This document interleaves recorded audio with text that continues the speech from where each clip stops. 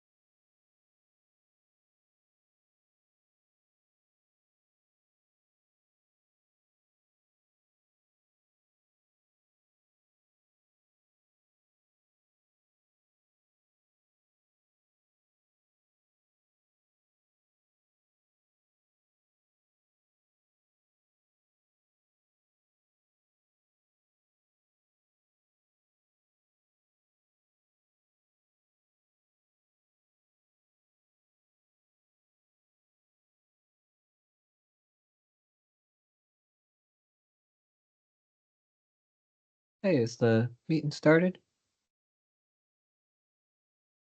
You're muted. Hey, Josh, we're just about to start. Cool.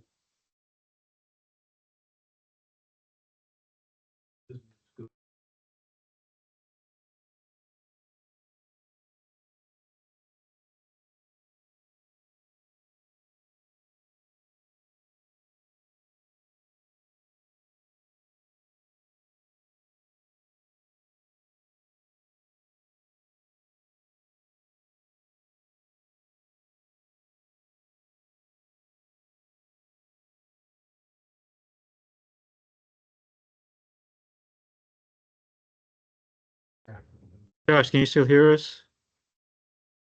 I can hear you. If other folks in the room are speaking, I can't. Okay. Okay, I can hear a little bit now, but not much. Okay.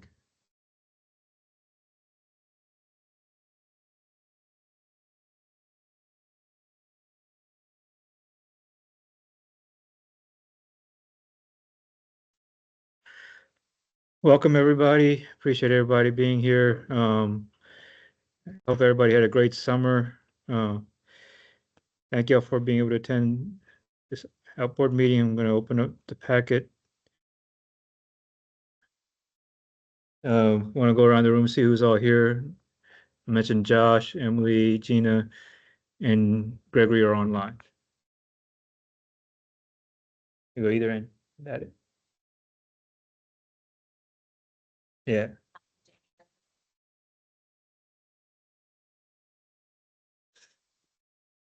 Eric Legg, Cedar Grove, Mountain Ridge Grove. Mr. Betty, County. Amy Cole at large. Art Minnie is Little River. Darlene Weaver County. Jamel Wiley County. Susan Gladnell Lawrence. Roy Schoenberg, Chapel. Sarah Williamson Baker, Orange County. Thank you. Everybody. Any changes or adjustments to the agenda? Think somebody wants to go over the staff updates first, or would you like to wait for the end?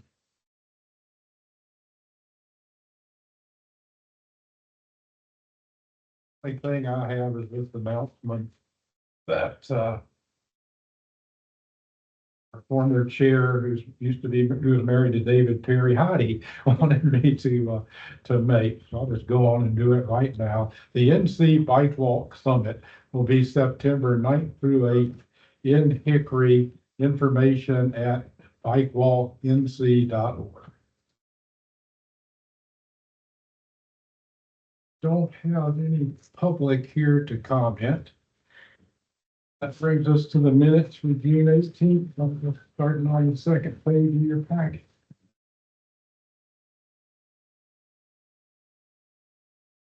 I'll note for the start, it says April 21st up there rather than June 18th at the top. And we have to have who moved to approve the minutes and who seconded it and what the vote was. I'll move to accept. I wasn't at that meeting and I'm listed as being at that meeting. I was just about to say the same thing. I was at the meeting and I'm not listed. I think the attendance is also from Right, the from April April. Yeah, 21st that meeting. could be. Yeah. Text makes it clear this June. Since it references the July meeting that we canceled. Well, I was gonna say I didn't recognize the stuff that was happening in this meeting, so it seems like it would be. July meeting. So clear up attendance, April to June, and confirm the first and second on the motions for the minutes. Yeah, on that same for clearing up attendance, I think making sure we've got the right townships. I don't think I represent Cheeks. Understood. But you'll need to clarify that again because in the Outboard membership, you're also assigned to Cheeks. The roster. Yeah. The roster is updated. I will say anybody that has notes from the June meeting, if they would like to send them to me, that would be appreciated. We had some technical difficulties, so that recording did not save. Hence why I haven't been able to go back and determine who made motions and seconds. Hold these minutes after next time with those adjustments. That sounds like a good idea to me. Okay, we'll table these minutes to be completed and presented next week. That brings us up to the orientation materials for the outboard. Obviously, a ton of work has gone. Take it away. I'm going to share a brief presentation. It's like 2 or 3 slides on it. Let me open up the presentation. Help save time rather than having to go through the entire 60-some page document.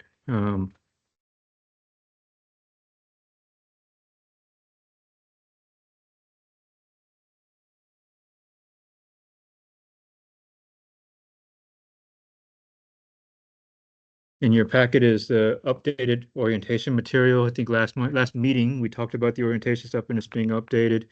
Rather than giving you an entire encyclopedia volumes of material that was done back in 2018 and trying to put together big presentations on what is outboard orientation, I'd put everything together into one single comprehensive, concise document. In front of you is a table of contents and the material that goes with it. This is based on the changes that we've all gone through over the past several years since the original orientation material.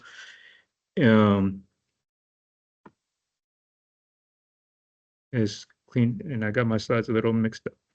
I do appreciate Outboard's detailed review of this packet, this material, where I have received comments, and these are some of the small changes I'll be making and updating some of the, a lot of this is editorial stuff that I need to clean up, like making sure that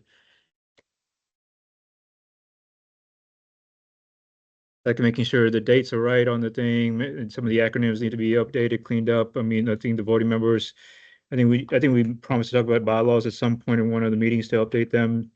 Right now, they're the current adopted bylaws, so the voting members, youth delegates are there. I do understand we need to clean up the roster, make sure the roster is updated and current. I know I got a comment earlier to look into toll credits. I don't think Orange County gets any toll, but I will look into that because it is an innovative financing tool that's been used. I think You ain't got no toll roads. I don't think we get any credit, but I'll look into it and see it as y'all requested. I'll confirm some of the grammar that's going through some of these documents right now. A lot of it is the same material that's been approved and adopted. I will add the Complete Street Vision Zero policy and some of the other policies that are adopted by local and regional partners into this document, so you have more material. I understand some of the old acronyms are still there, like DCHC MPO, which is no longer DCHC, it's Triangle West. And I will add some of the governing documents to the staff work group that was requested. This is a living orientation material, so if y'all do have any future comments on what y'all would like to see included in an orientation material packet and stuff like that, I'll be more than happy to include them. I try to make it as simple and concise as possible because there's a lot of information out there. I will work on getting some more information regarding some of the funding stuff that's going on, some of the challenges, as I learn more about that. If not, looking for y'all to approve this orientation material with these changes that I'll be making and cleaning up the document. Got detail stuff from me and from Heidi. Folks too, does anyone have any comments? Yes, Susan? Acronyms. That is one, I did go through one cleanup. I did go through because they're no longer there anymore and they're called Triangle West. It's called Triangle West. Oh, Yeah, Yeah. that's the, it doesn't show up in documents that we end up reviewing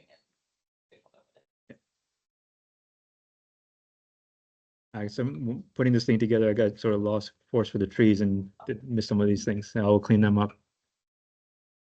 The decoder ring was very helpful. I get tattoos. I need longer arms. I do have a question about our roles. and Yes. How we got like assigned our expertise. The bylaws, that's within the bylaws, the roles in, He's in the roster. Yeah. oh, the roster. It is a note that I need to clean up. We need to update the roster. It is a cleanup thing that we need to update and stuff, make sure it's confirmed and checked. Because I know we've had it several times in several meetings of, okay, I'm not in this township or that or alternate and stuff, so we do need to clean that. Yeah, Yeah, yes, I mean, Yeah. We will clean that up. I mean, if I'm an expert, I'm like, I need to promote that. There was an old roster that had everybody's expertise, but I think we changed.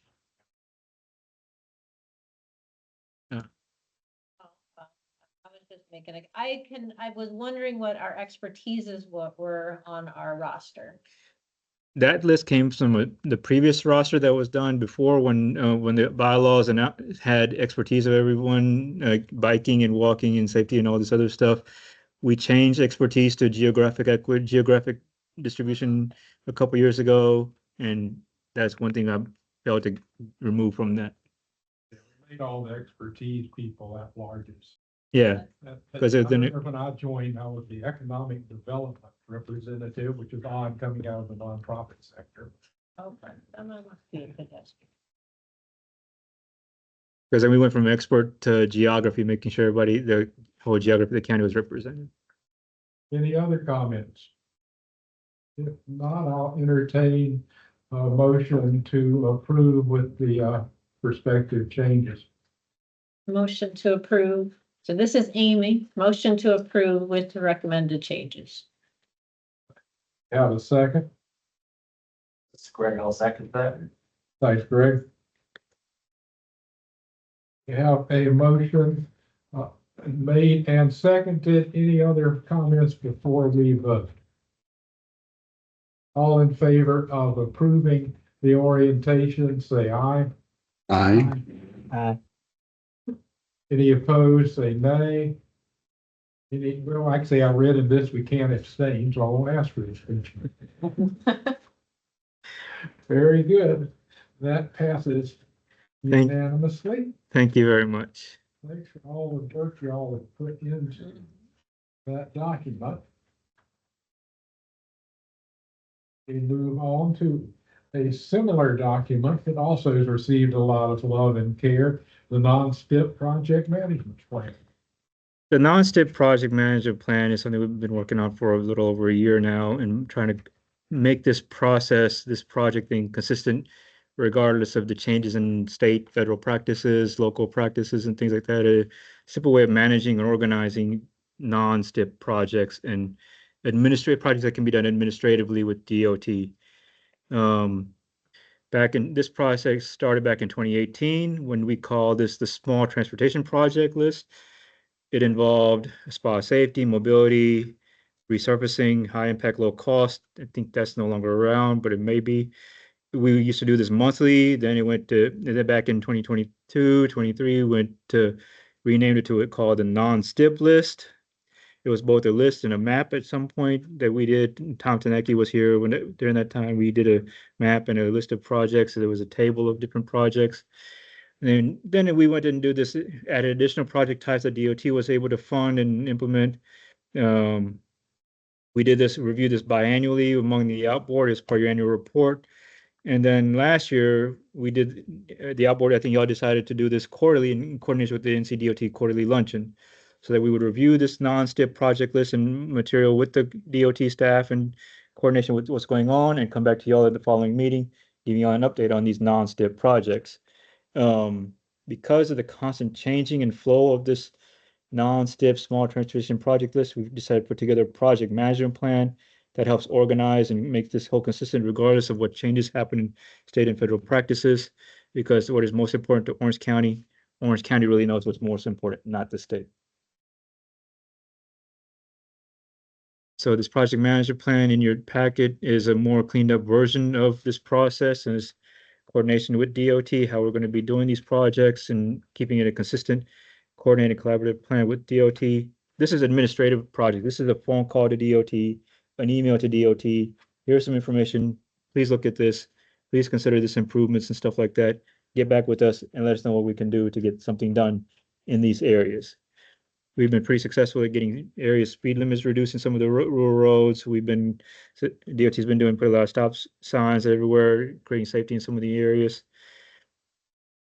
DOT has reviewed this document, and the only comment that they had with this document is that we cannot determine what funding source that they would use. DOT would determine their own funding source and their own administrative mechanisms, but they would appreciate if we just change that table in your packet that has this project list to just simply including a problem statement. Identify the facility, identify the area location, what is the problem in that area, and what is some solutions that you would like DOT to explore, investigate, to see what they come back with. And we would review this quarterly with NCDOT during the quarterly luncheons on these projects. And we put together a monthly report to continue coordinating, collaborating, and seeing how these going on, some of these processes, projects get on, removed. I know Dawn McPherson also informed me that they do get a lot of calls themselves, and they will be updating us on some of the information they've received, should they have any projects that they can do, because I'm sure you see that list.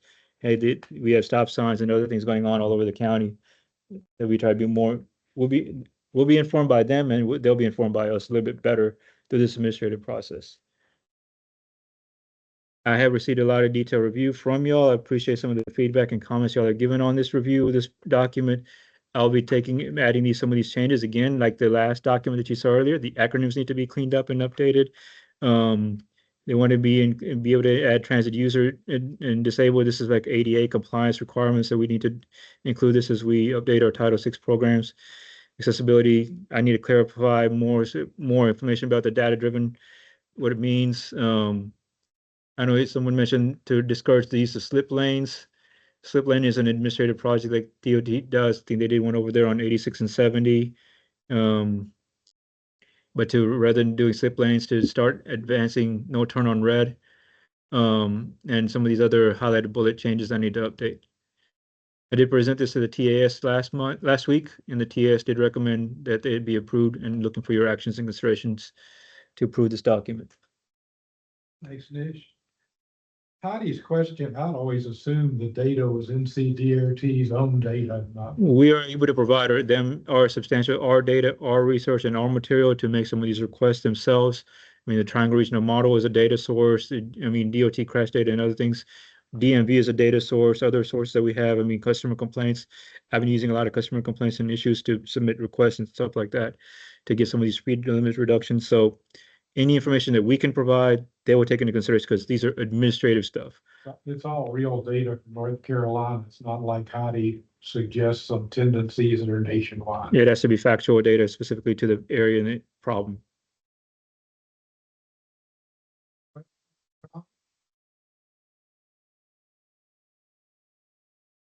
Strategic prioritization of transportation.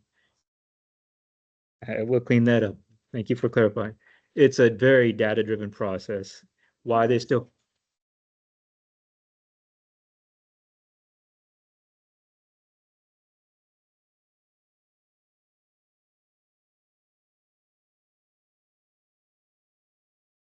Yeah.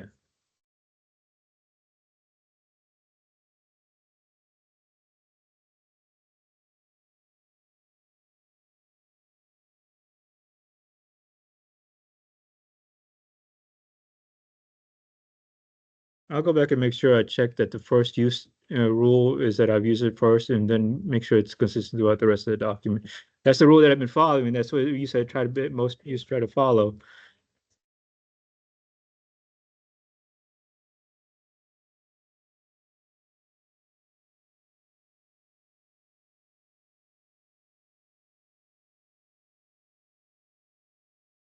Owning, they're all put in one table together like that.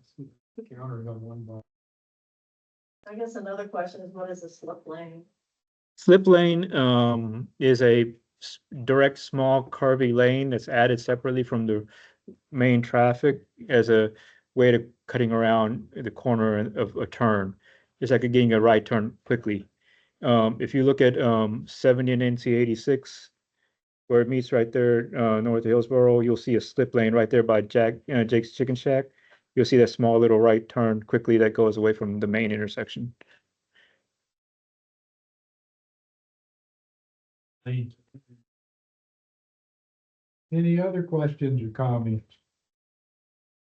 I really liked the page about monitoring and evaluation, and I really liked community satisfaction as an objective. And in general, I'd really like to talk about this organization, and you are involved in delivering so much to the community that's spread over however many 400 square miles of Orange County. How do we make that more visible? How do we make the satisfaction more visible? And I think this is part of other conversations that we're having about visibility and engagement. But I do think the list of things that happen are only visible to a small subset of our community. There may be room for celebration, or at least tooting your own horn. No, that is a very good point, because it's hard to keep track of all the emails that I get from customers saying, hey, what about this? What about that? And making this and doing that. So it's a better way of how do we engage, go out to them rather than waiting for them to come out to us. I'll look into that. Other thoughts?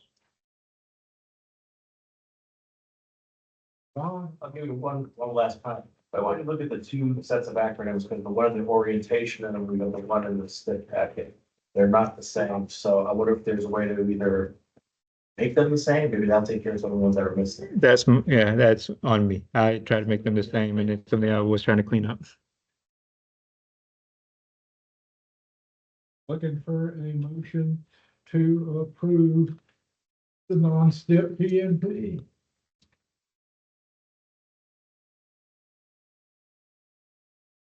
This is Eric. I'll make a motion to approve the non-step PUP. Thanks, Eric. Do we have a second? Roy, second. Thanks, Roy. Any other further discussion before we vote? All right, we have a motion made and seconded. All in favor of approving the non-step PUP, say aye. Aye. Opposed, say nay. Very good, motion carries.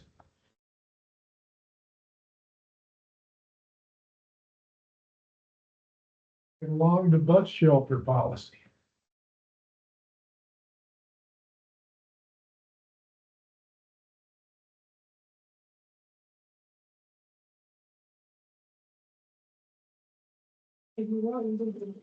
Oh, yours.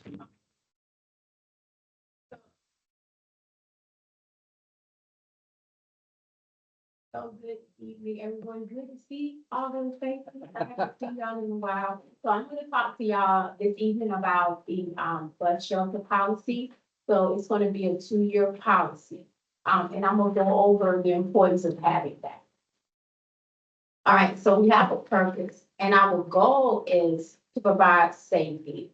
We want people to be comfortable and we want it to be accessible for waiting places. And, the goal is to provide to the community, to make the community happy and to meet the community's needs. And so that's why we actually have this process now.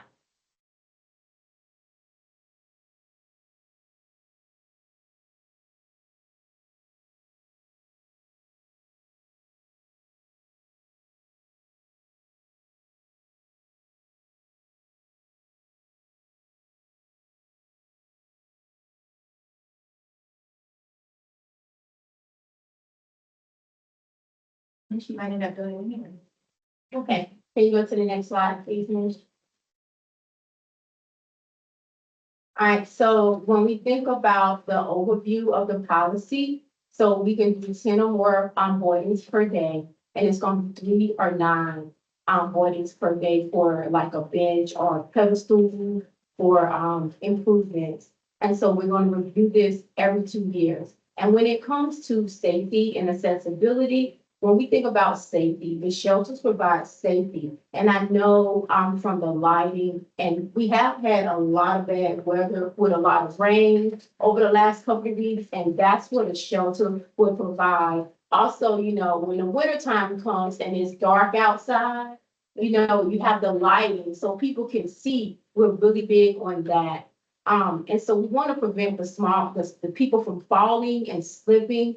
And just make it, people feel more secure and comfortable going to the shelter and just going to the bus stop. And we also want to make sure that everyone that is ADA, are seniors or people with mobility needs, have the capabilities that they need to get to those shelters. And they feel comfortable with that and they're happy with that. Can you go to the next slide, please, Ian? Is it working? Is it working now? Yeah, that's it. So when we talk about the bus policy expectations, so you see, we're going to go to the hospital and the medical facilities. Some of the other locations that we are wanting to go to as well is the Orange County Housing Department, the Department of Social Services, which we call DSS, Habitat, the community, low income housing tax credit for funding housing, and the HUD assistance. So that is our overall goal, to make sure that those are exceptions and we have a shelter there, because a lot of people go to those locations. And so when we think about the lighting for it, we are thinking about just making sure that within the 30 feet range that we have our lighting set up when possible for the shelters. And I know that some locations might not have that, but we can put temporary things there like a pedestal. I can coordinate with Jamel to ensure that we have things there for people, because some people might need to sit down based off of their need. And so that is our temporary setting that we might have for that. And the lighting is critical just to make sure we don't have any slips or falls and that people are not hurt in any kind of way. Now, we have a process. So the end goal is between 12 and 18 months for this. So the first step is to basically identify the area, identify where we would need a shelter. And then from there, you see, I have a mistake in the legend. It should be AMS and not the E down there. I try to put the acronym so people know exactly what it is. But we work with our AMs. And I actually talked to them on the phone about this as well. To make sure we have the survey and the design structure for that after we provide the location.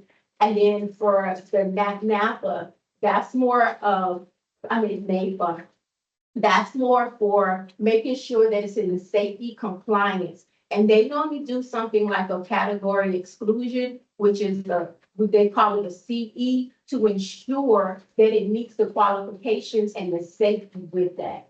And then what we do is the transportation department works with Ames to make sure we finish up the easement process. And then from there, I know they place the order and then they do the coordinations to make sure that is put in place permanently. And the goal is 12 to 18 months.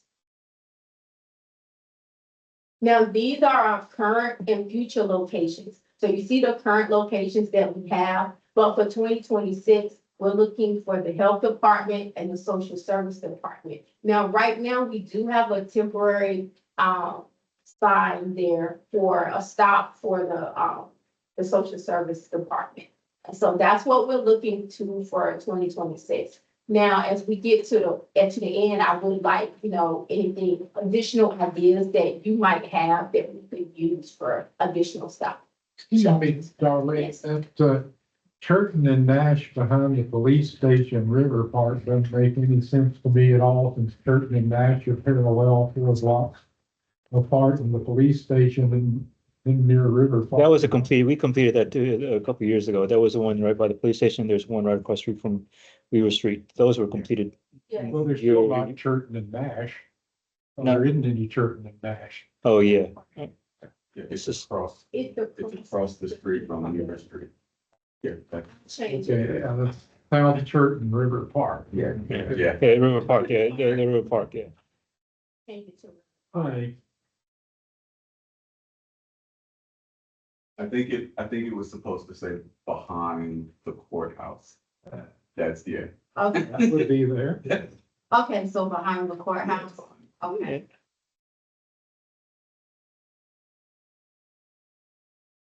The judges will probably want to move it. Right. And then just a review, it's gonna be every 2 years, and it depends on the funding availability, the ridership, and the service area adjustment. So do I have any questions? Yeah. I'll add a little bit. Go ahead. Go ahead, Josh. Yeah, just one question. I see the list of stops prioritized for this year and stops prioritized for next year. Is there any route that y'all end up on prioritizing which stops should come first? Say that again. So you're saying which shelter is gonna be first, the health department or the social service department? Is that what you're asking? No, just more how do you get to the shelters that come first? How do you rank them? How do you rank which ones come first or second? So I wanted to add that the reason this has come about is because we've got the route in Hillsborough and we are getting ready to be doing all the planning, the detailed planning for the Mebane route.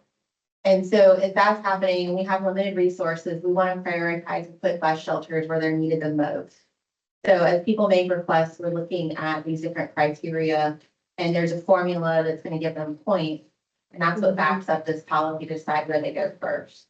So we've got requests from the towns and anybody else that calls in and makes a request also will look at the boardings and the other data about safety and those things. And so all those things will go into helping us figure out where they go in 27. And the ones that stay, that Darlene has that we're working on now, they take about a year to really get them in. So those are 26, it's fiscal year 26 locations that we're working on now. And so we're just gonna be planning to buy 2 or 3 shelters a year and just start making that part of our regular work. Cool. Thanks. Glad to know there's a formula. I try to ride the bus as much as possible. And I'm just wondering about places like Food Lion or, the drugstore in Hillsborough, on 7. Because you kind of get off right in the street there. So, That's one that we always get questions about. okay. And so the issue that we have right now with the food line on 70 stop is that the owner does not want the bus stop in the area. So the only place that we can put it where we can drop people off is at that corner of, I think it's Scottswood Boulevard. Yeah, That's- it goes into the neighborhood subdivision over there. Yep. So, I mean, we can, but I think there's a plan to put a park and ride, Or Go Triangle's park and ride lot is supposed to go there. which would, and then we could put it at the park and ride rather, and then you just have to walk across the street.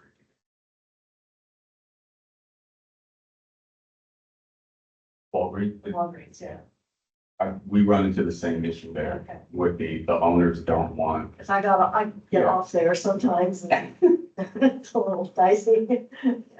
yeah, Just walk home, which is the shortest way home. yeah, the one with the food line, we've had several conversations because we've been wanting to get a stop because we have so many people that go there. Could the bus just turn right on Scottswood and then move back around and put on Scottswood, or would that be? That's a possibility.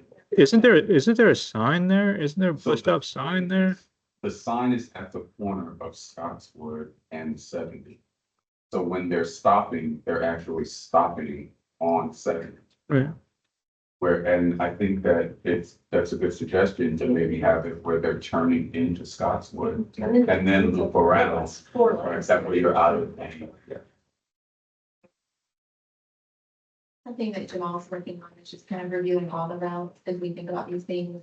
And also we're gonna go through and be checking crosswalks and all of those things as part of where shelters go and where pension goes. We want to make sure people can get to those improvements safely. Something else that occurred to me, but it went right on my deck. Okay.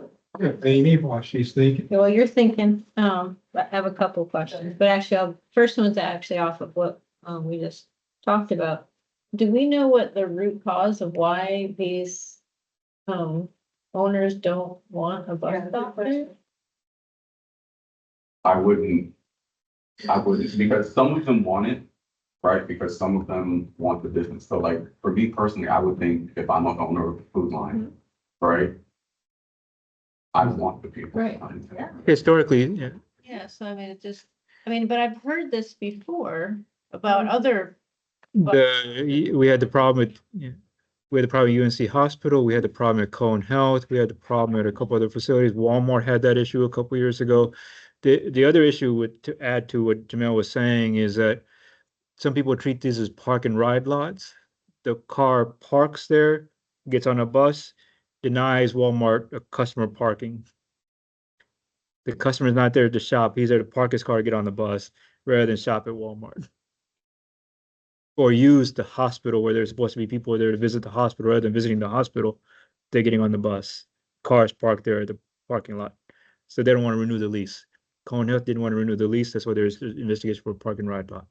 So it's economics versus service.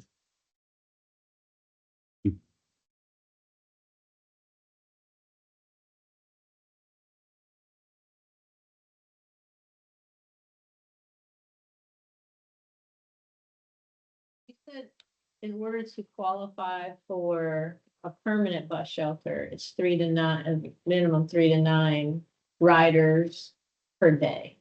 That's what it is. Otherwise, it's could be a temporary shelter. In those temporary shelters, is there opportunities to look at the ADA accessibility? So here's my broken record again. On, Orange Grove Road, where we have bus stops. The Patriots Point. Okay. Yeah, and there's two, there's one further down where there's a bus stop, but it's on the grass. It's not ADA accessible. I don't at the moment know what the ridership looks like but it certainly would be nice if it would, had some accessibility to it. So I just question whether or Point, not. correct? Yeah, but there's two. There's two on Orange Grove Point, Road. and then I know the further Pages Point down, one. Patriots Point and then there's Timber. The Timbers, Yeah. is that the one that goes to the mobile home park? Yeah, yes, that's the one I'm referring to. Yes. The one at the mobile home park. Yes. That's not, Okay. it's a show, it's a sign on a grass, which on a unsafe road.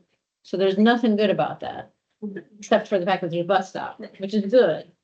But I would love to see improvements, especially ADA accessibility. Yeah, one of the things that we're currently working with in combination with this plan for the bus shelters is to, as we look at like those sidewalk projects, right? Is like you were saying, we wanna start commingling these projects together. Yep. That way, as we're working on saying, okay, we need a sidewalk here, that way it's ADA accessible. We're also saying, okay, at the same time, let's get a bus shelter here, that way we already have a stop here, let's get a bus shelter here and the sidewalk. So that it is actually a complete. I think the city of Durham did an ADA accessible study at one point. They studied all their stops and all their bus shelters and just not the shelter itself, but the stop and making sure is that if it's at a corner of a driveway, is that driveway ADA accessible ramp or driveway to get to that stop. So I think there was a study done in getting ADA accessible stuff to be pursued.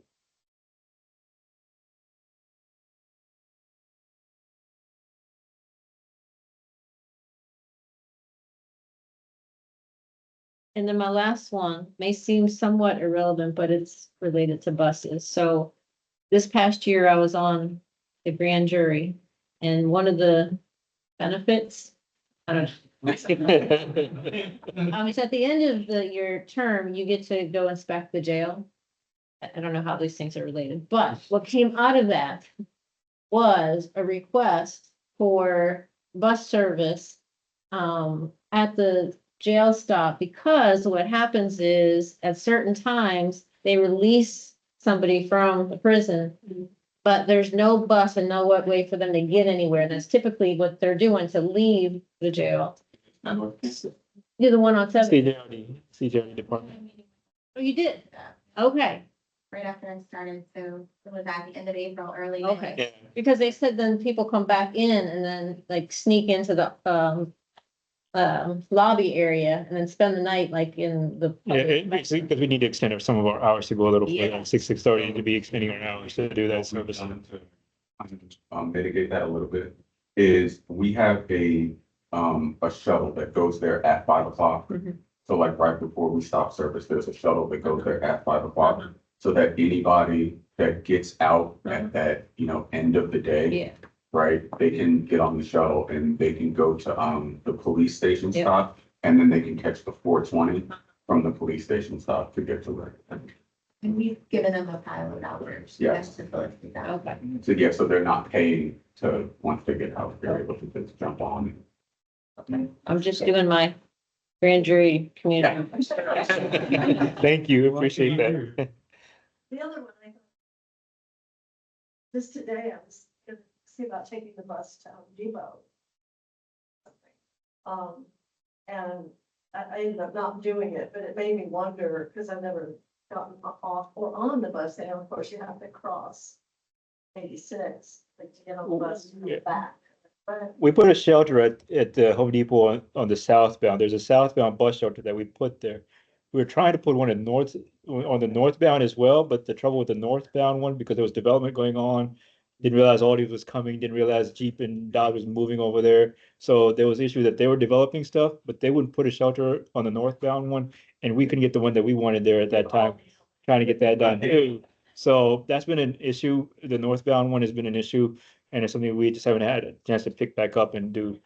Because when we did the southbound one, we did it more northbound. We proposed a northbound one too, but the northbound one fell through and didn't happen. We should sell it in Center Road. you don't get killed crossing it, you just trying to get to it. Yeah. Any other thoughts? Heidi asked by email that would prefab shelters be more cost efficient? Prefabricated shelters that are pre-made and just put on there. Yeah, so the shelters, I guess you could say that they are kind of free, right? Because they come like not assembled, right? And so then they're just assembled. There's a pad.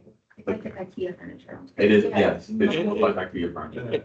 It's that Brasco one? Yes, the Brasco one, yes. That's a And so DOT they just approved. Put the pad in, then they put the shelter together on top of the pad. So it is kind of like a prefab. They're not building it from scratch at the location. It's like already pre-designed and everything. They're just putting it together. Very good. Thanks. Janelle and Darlene, there is no action required of this, so we can move on to the Hillsborough Circulator. Michael and I went back at the end of June for the announcement of the 2 loops and the new all-electric buses to run on these loops. And as you can see in the PowerPoint here, I managed to end up in the middle of the picture. And Michael way off on the periphery, because that's how I am. Take it away, y'all. Yeah, so this is gonna be the update on the transition of the single loop Hillsborough Circulator to the blue and orange loop when we did the split.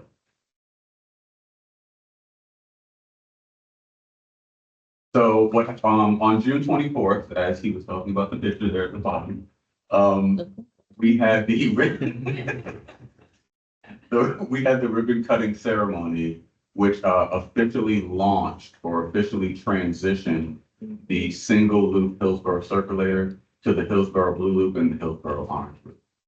And basically what we're gonna do, what I'm gonna do is I'm just gonna give a couple of updates on ridership and since we've been through the transition process. So in July of 2024, when it was the single loop Hillsborough Circulator, the ridership was 500. We basically did 533 trips. In June of 2025, that increased to 635 trips. But so I'm just gonna, the question that was coming from the riders was, while it was great, while the trip count was great, what was not great was the speed in which the riders could get between each location, right? So it was at an hour, right? So what happened is on June 23, we officially launched the blue loop and the orange loop. And so since that time, from June 23 to July 2023, July 23, the orange loop has done 138 trips and the blue loop has done 207 trips. So this is just a little bit of information because I know that some people would look at the numbers and they would say, well, oh my goodness, they decreased, right? Well, that is true, but so let's look at the reasoning of why the numbers decreased. So basically it decreased because the route coverage went from being one single route to being 2 divided routes with a 45-minute lead time between stops. And so after the split, the coverage was divided into 2 distinct routes, resulting in fewer total trips per route. But what we'll notice over time is that the ridership will actually increase on each route. I have a feeling that what we're going to end up seeing is if we go, I have a feeling that what we're going to end up seeing is that what we were getting on it as one single loop, what we're going to be moving to is we're going to see the ridership where we're seeing the same numbers, but on each loop. So the second point is that it adjusted the frequency based on ridership. And that was what I was talking about, where it went from that hour for the single to every 45 minutes. Another factor that has also affected those numbers is getting that education and information out to the client, right? Letting them know that, yeah, it's now a little bit different. This is how you have to, it requires some coordination of time changes. Because now, where before they didn't have to transfer, now when you're going from one to the other, you now have to transfer. So it's getting them to understand, oh, well, I might have to get up, 5 or 10 minutes earlier to get to that stop that where I can make sure that I'm transferring between those routes. Excuse Josh me, has a question. Jamal, Josh has a question. Sorry. Go ahead, Josh. Yeah, sorry, basic question. I'm sorry if it's there. Is this trips per day or trips total? This is trips total. For the Okay, month. thank you. This is for the month? Yeah, that's for, Yeah, just for the month. Yeah. yeah, that's the first 30 days. Yeah. Did anyone have any questions? Yeah, how does rider education happen? So rider education happens a couple of different ways. We have pamphlets that we put out. We put out signage. The customers can call in and we will do what we call travel training with them. So like we will walk them through. If they say, I need to get from point A to point B, how do I do it? We will. Has the phone changed recently? Because I used to be able to get a person, and then there was a period of time I got recordings when I called the number. No, the numbers should still be the same. I know, it's just like, okay, but I would just I couldn't get through to a person. Because I do call and I can't understand something, or the bus isn't where I thought it should be, or whatever. Yeah. That's something we can check on. I can look at. I'll give you my cell phone number if you run into that again. Call me directly. I definitely want to follow up on it. All right, I'll check out the number and send it to me. And the numbers on your solution. Keep that with you. So the other thing I'd love to see with the buses is on front of the buses where this one doesn't have it, where they have the signs. They would say. Electronic, yeah, it'd be electronic. So as we order, because we're gonna be getting newer electric buses that are kind of like this, what we're looking to do is to add some additional amenities in the new EV bus order. That maybe, that the new ones, like, the first thing stuff, they may have. But as we move forward. Bring them all different. Right. The orange and the blue. Right. But what are the most common destinations that people use these routes for? So on the food, the most common destination on the orange loop is going to be the senior center. On the blue loop, which covers the northern part, most of the riders there are going to DSS and Walmart. And where's the most common place for people to get on? What are the most popular stops for people getting on the bus, right? The library, which is actually the transfer location. The transfer. And then a Department of Social Services. And we've seen a little bit of an uptick in ridership getting on at the Food Lion on, I think it's Rebecca Drive. Yeah, the Rebecca Drive. Okay.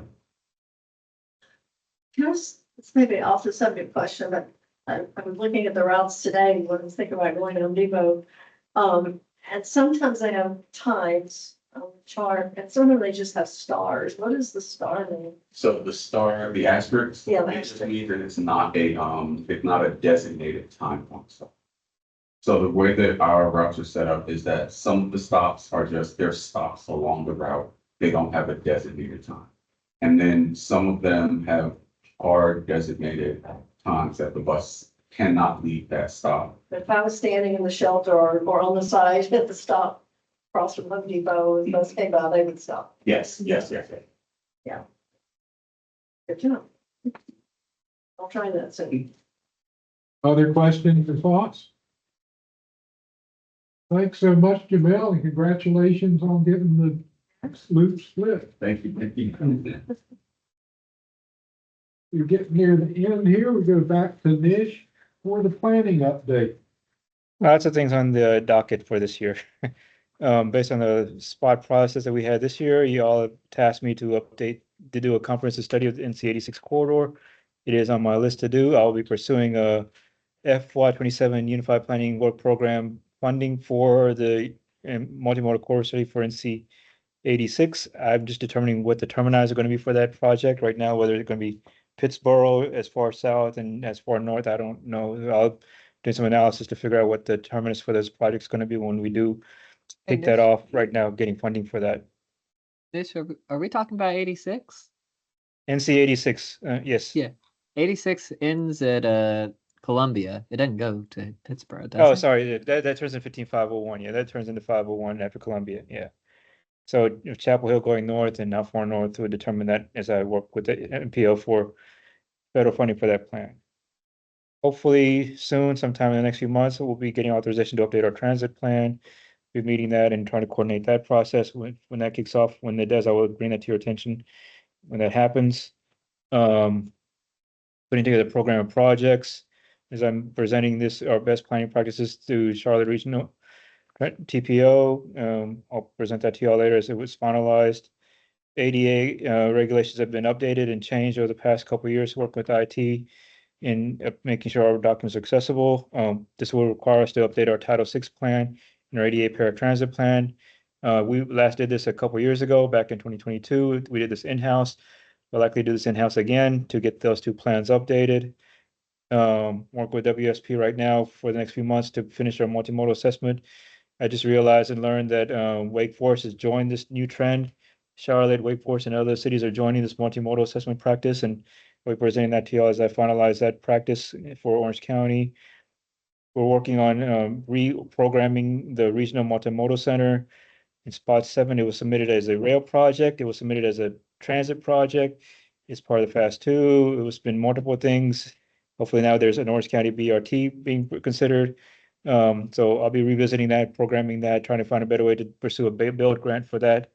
And as soon as I get that figured out, finalized, and funding to that, I'll bring that to your attention as I work on that project.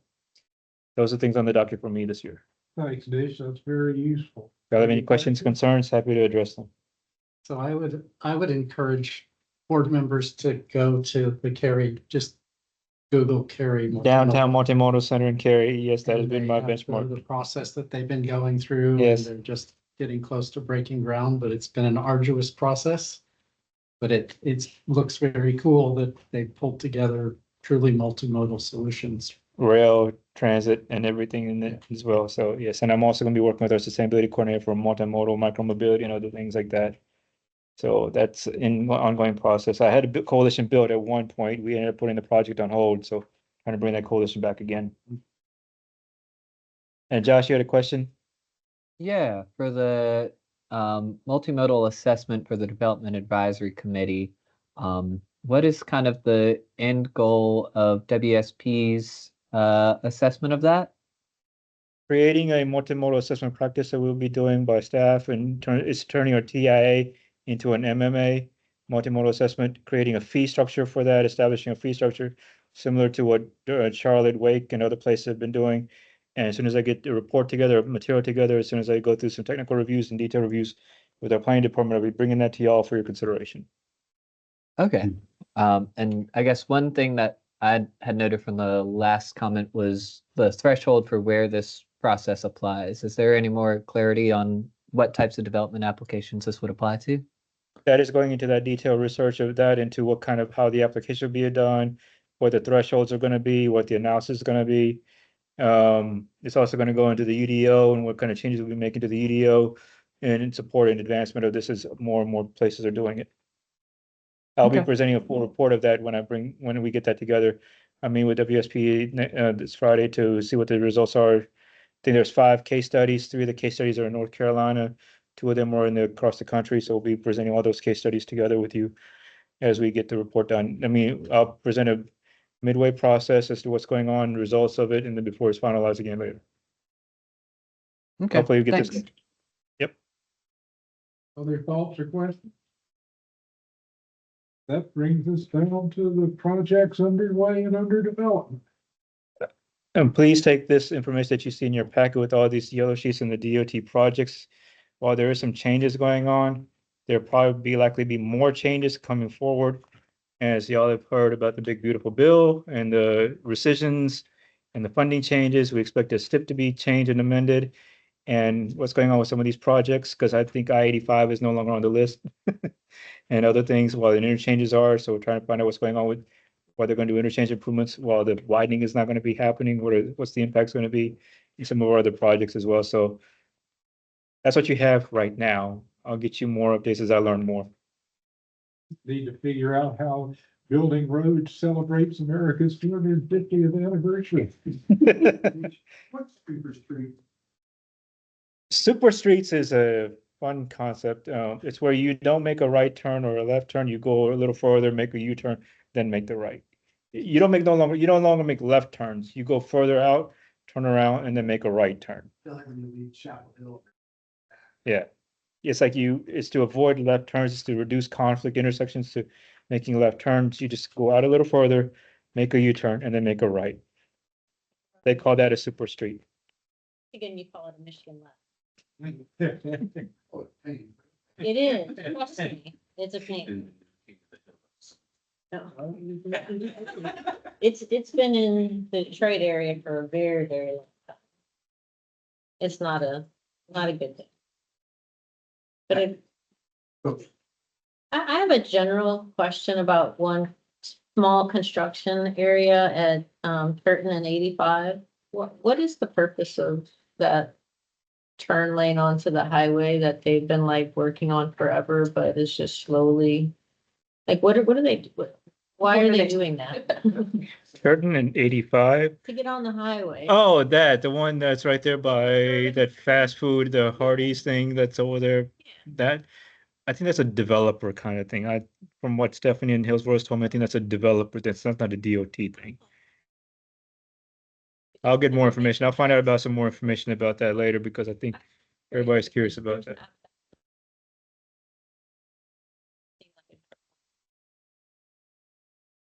Other questions or comments for good of the order? I have a couple of quick things to mention. Okay, sir. There was a question at the last meeting about bike racks on those electric vehicles. And I checked in with Jamal and we actually found those ordered. They're just not here yet, so they are coming there. So I want to make sure you all know that. That means all of our transit vehicles will have racks on those buses. Oh, We even kick off in July a program so that Orange County employees can ride any of our routes for free.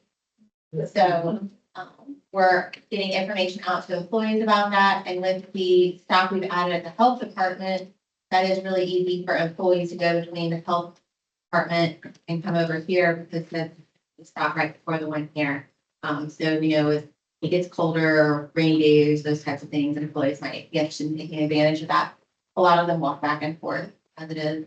And then I also wanted to share that we are doing a workshop with the staff in September to work on mission and vision for the department.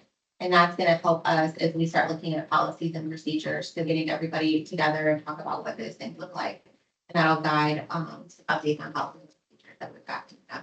So just thought I'd share that with you all so you know that those things are happening with the department. All right, thanks, Sarah. Any other comments or questions? If not, I'll take a motion to adjourn. Motion to adjourn. Thanks, Amy.